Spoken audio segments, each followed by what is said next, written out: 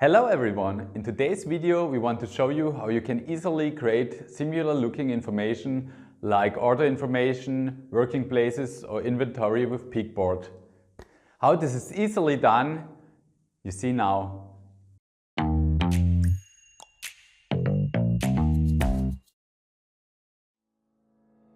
Let's get started with our visualization. To do that, we'll start by setting the background to gray and placing a heading on the screen. In preparation for this video, I've already created a set of demo order data that would, in practice, be sourced from your ERP system or a data bank. This contains an order number, an order group, and the progress made on each respective order. There are 3 order groups, and each order needs to go through 3 steps: join, saw, and weld. Here, the number in each respective column indicates the status of the current order. 0 means that this step has not yet been started.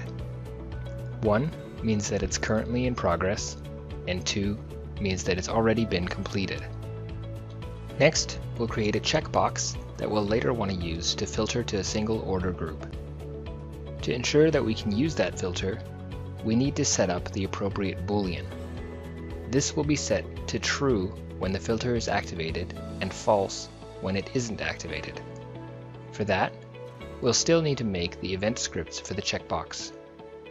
Here, we can set up a script that sets the boolean as true for checked or selected, and false for unchecked or deselected. Then, we repeat the process for each of the other order groups.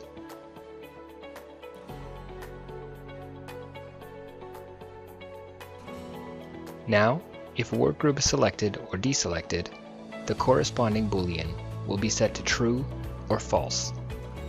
In order to further process that data from our data source, we'll need to make a data flow. Here, we'll first create a new column, which we'll call short. This will contain the first 5 symbols from our work order number, which is found in the data source together with the order group. Next, we'll create our filter. To do that, we'll set up a filter step using add step. In the script, we can define that the order group is found in a particular line, and that that line should be returned when the corresponding boolean is set to true. If a boolean is deactivated, that line won't be returned. With that, we're done with our data flow. Now, let's take a look at the information in our data flow. For that, we can determine that every line can be made to precisely correspond to an order, and that it contains all the data for that order. Why is that important? Well, we could now go ahead and individually set up a text box on the screen for each order, and then connect that to the corresponding line and column. However, that would be time-intensive and relatively ineffective. We can do this much faster and more elegantly with the right controls, namely the tile control, the list view control, and the tile view control. All 3 of these work the same way. They differ mainly in how they're displayed. The list view shows, as the name suggests, each line of a connected data source in a list. That is to say, listed vertically or horizontally. The tile view control works similarly, but it instead displays the connected data in a grid. The tile control, for its part, is used to display the selected lines in the same way as the source. Since we'd like to display as many orders as possible at once, we want to make use of the entire screen. To do that, we'll select the tile view control and opt to display left to right as well as top to bottom. After we've placed the tile view on the screen and connected it to our data source with the data flow, we can get started with developing our template. To do this, we'll click on Template to get a view that resembles our normal screen, except with a more limited number of controls. We're now going to use these to show us the shortened order number and the order group. While we're doing that, we'll add a few additional visual elements. To visualize which particular step the order is currently on, we'll create a traffic light control. When the step hasn't been started yet and the value is 0, the light should be off. When the value is 1, so the step is in progress, the light should blink green, and only turn to a solid green when the step is finished and the value is 2.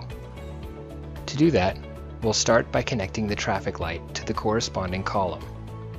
Then, we can modify the rules for the traffic light. Here we'll first delete the other colors and see that green is already set to off, meaning that the light will remain off so long as none of the rules apply. Our rules then just need to indicate that the light should blink when the value is 1 and light up steadily on 2. Next, we're going to set up a text box that shows the name of the step and another that displays whatever process is currently in progress at a workstation when an order is being executed. To do that, we go to the conditional formatting of the text control and indicate that the text box should be invisible when the value for that step is not equal to 1. We'll then insert these controls for the other steps, at which point we've finished with our tile view. We can already see how the tiles are automatically created in the editor mode, since all of the booleans were initially set to true.